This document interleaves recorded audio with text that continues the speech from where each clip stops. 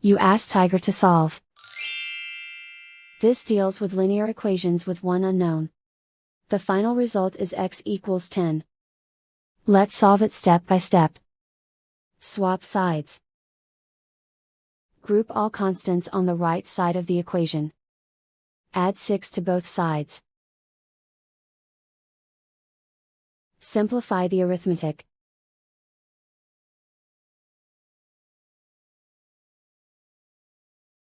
Isolate the x.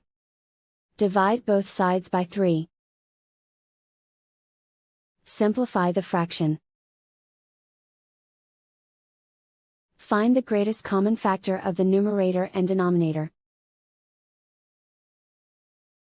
Factor out and cancel the greatest common factor.